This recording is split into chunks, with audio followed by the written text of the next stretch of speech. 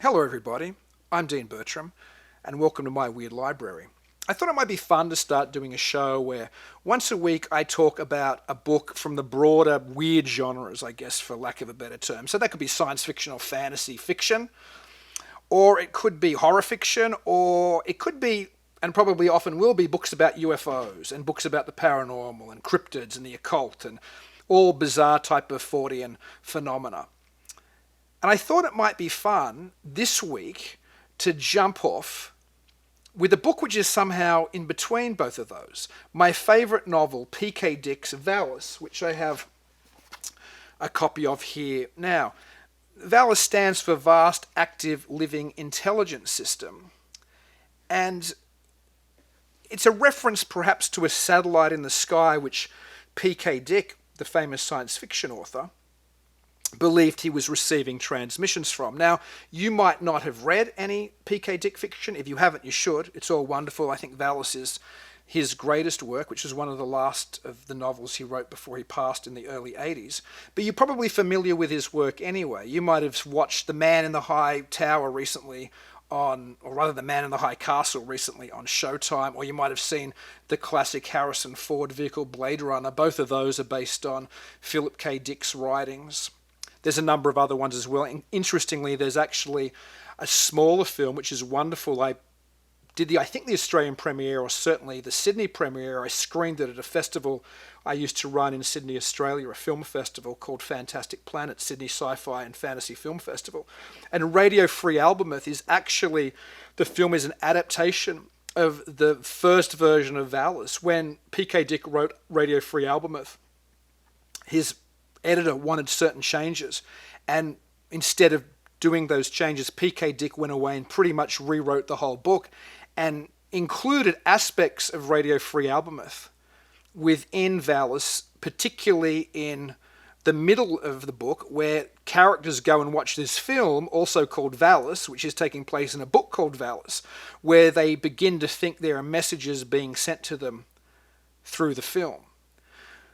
Now, did P.K. Dick have these experiences? The book's meant to be semi-autobiographical, and indeed it seems he did have some very strange experiences. And it all started when he was suffering from an impacted wisdom tooth, and when the pharmacy sent him medication, he greeted the delivery person at the door, who was a young woman, and he noticed that she was wearing this fish pendant, the Christian fish symbol, and he asked her what it meant, and she said, well, this is the symbol that ancient Christians used to wear under the time of persecutions in the Roman Empire, so they would know each other, but other people wouldn't know who they were. And when she said this, the pendant got hit by, I guess, a beam of sunlight, and it bounced out as this pink beam of light, which hit P.K. Dick between the eyes, and all of a sudden he had this very strange numinous experience where he realized that he was living in a reality where somehow the reality of ancient Rome hadn't gone away. It was still imprinted on our reality, or our reality was imprinted on that. He kind of bilocated and felt that he was a gnostic Christian called Thomas living in the ancient Roman Empire, as well as P.K. Dick living in 1970s United States of America. And he began to think that there was a black iron prison, in other words, this false reality which trapped all people throughout time from the period of the Roman Empire up until what was his present.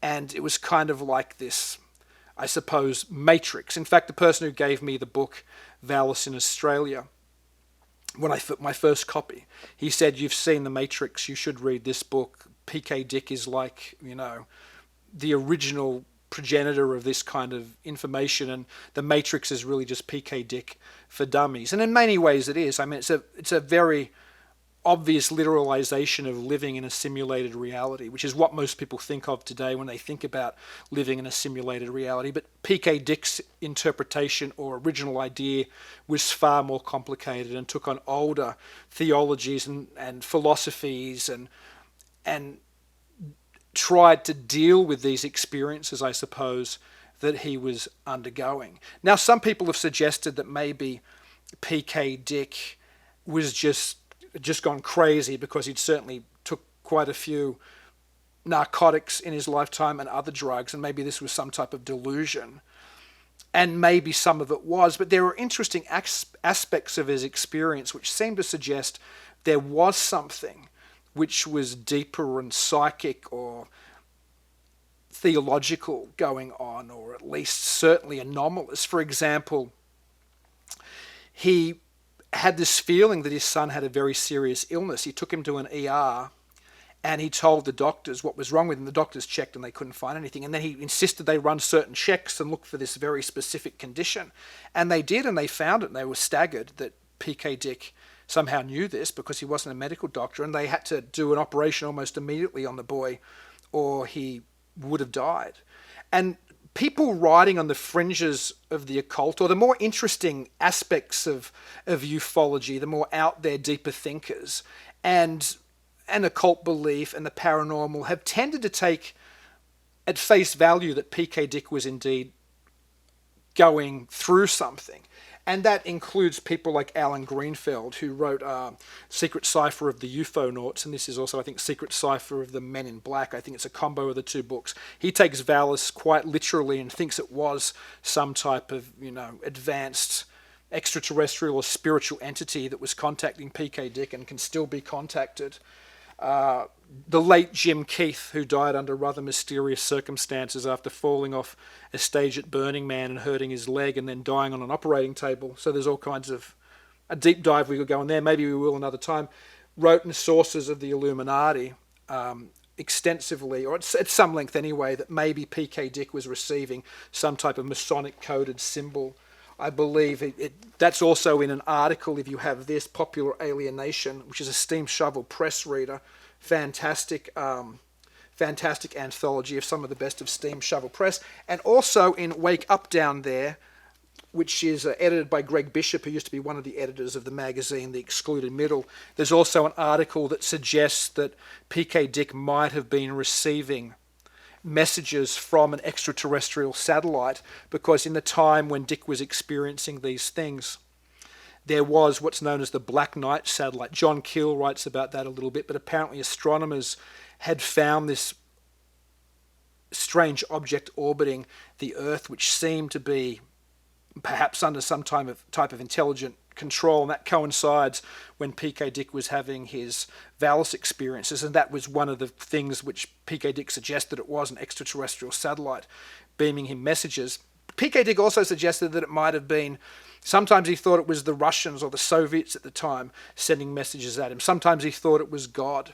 He thought it was a lot of different things, and I think that's one of the things that I enjoy most about the book, VALIS, is that there's this uncertainty. Something's going on. There seems to be some higher intelligence trying to get through to us, but exactly what it is, who knows. The idea that creatures from Sirius, extraterrestrials from Sirius, were contacting us was part of the zeitgeist as well at the time. Robert Anton Wilson wrote shortly, who's now also deceased, as is PK Dick. All these great writers from that period have gone now. Who wrote in his Cosmic Trigger, A Final Secret of the Illuminati, suggested at some length in there's a lot of stuff about Sirius contacts there, that he thought that mankind had been contacted by an extraterrestrial intelligence from Sirius throughout our history, and that the contacts were probably still going on. Perhaps PK Dick had read that, I'm not sure, beforehand, but it was certainly an idea that was out there. Anyway, I think VALIS is a fantastic book. It's a very thoughtful book. Not that science fiction isn't, and not that you can't get big ideas from science fiction, because you can. It's one of the strong things about science fiction, is that it often plays with very big ideas about what it is to be human and where we're going as a species. But VALIS is unique. It delivers these broad themes, but also it, in many ways, delivers a type of theology, or at least a suggestion that we're living in something which is as strange, if not stranger, than anything you could ever see in a film like The Matrix or read about in another science fiction book. Anyway, I'd love to hear your thoughts if you've read VALIS, if you agree with my take, if you disagree with my take. If you haven't read VALIS, I can't recommend it enough. I really can't. And please, like I said, leave a comment, like the channel. Check out the show that I co-host with Genderel every Saturday night at 11 p.m. Central called Talking Weird, where we interview all kinds of authors and filmmakers and people who are interested in the paranormal and UFOs and the like. And until I see you next time, which will be the next episode of this will drop in about a week, keep it weird.